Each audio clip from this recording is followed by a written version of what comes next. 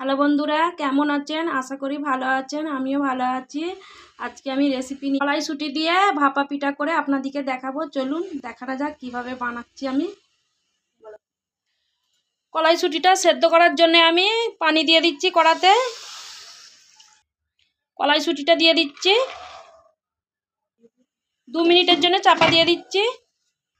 2 minute হয়ে গেছে, এবার আমি চাপাটা খুলে দেখছি। সেদ্ধ হয়ে গেছে। আমি বেশি সেদ্ধ করব না, অল্প সেদ্ধ করব। আমি এবারে তুলে নিচ্ছি। জার নিয়েছি, জারে আমি সেদ্ধ এইটা মোটরটা দিয়ে দিচ্ছি। দেখুন ঠান্ডা করে। এখানে আমি 5টা কাঁচা লঙ্কা নিয়েছি, দিয়ে দিচ্ছি। আর এখানে অল্প একটু আদা আর রসুন নিয়েছি, দিয়ে দিচ্ছি। 1 চামচের মতন জিরে নিয়েছি, দিয়ে দিচ্ছি। এগুলো সব একসাথে আমি বেটে নেবো, বেশি বাটবো না, হালকা বাটবো। কুমির করার জন্য এখানে আমি 1.5 বাটি পানি দিয়ে দিচ্ছি।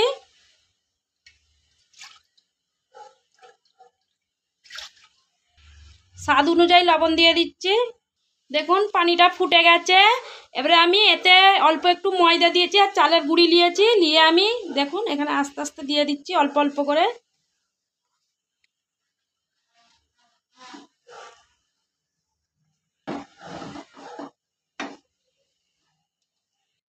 কুমিরটা আমার হয়ে গেছে।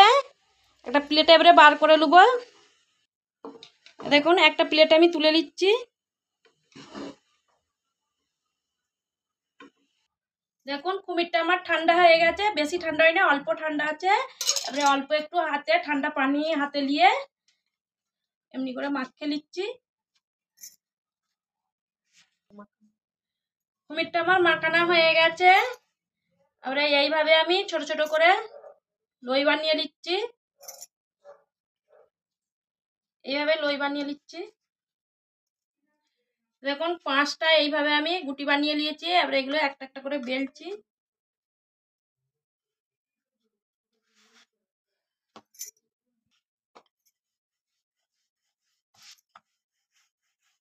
দেখুন আমি গোল করে রুটির মতন বেলে নিয়েছি। এবারে এখানে একটা গ্লাস নিয়েছি, এই গ্লাসে করে আমি ছোট ছোট করে কেটে নেব।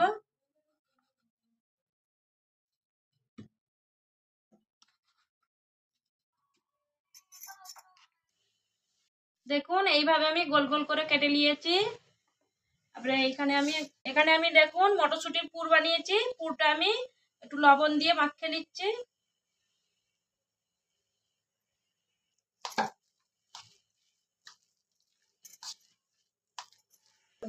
দেখুন এটাতে এবারে আমি পুরটা দিয়ে দিচ্ছি।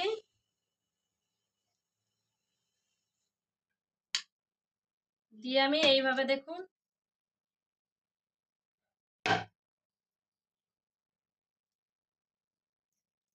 মুড়বো না, এইভাবেই থাকবে। সবগুলো এইভাবে বানিয়ে নেব। দেখুন এইগুলো আমার বানানো হয়ে গেছে সব। এবারে আমি সেদ্ধ করে নেব। সেদ্ধ করার জন্য এখানে পানি গরম করতে দিয়ে দিয়েছি। দেখুন সেদ্ধ করার জন্য এখানে আমি একটা ঝাঁঝরি নিয়েছি, ঝাঁঝরিটা দিয়ে দিচ্ছি। পিঠেগুলো সব দিয়ে দিচ্ছি।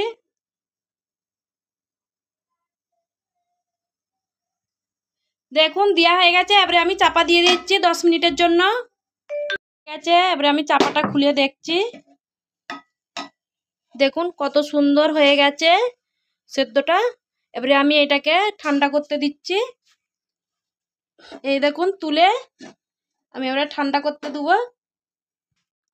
এবারে আমি এটা একটা প্লেটে তুলে নিচ্ছি। এই দেখুন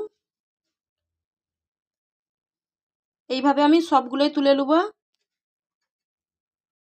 এই দেখুন পিঠেগুলো আমার রেডি হয়ে গেছে, কত সুন্দর হয়েছে। আর এইটা হলো রাজস্থানি পিঠে। রাজস্থানের লোকেরা এই পিঠেটা খেতে খুব ভালোবাসে। এটা রাজস্থানি পিঠে আমি বানিয়েছি।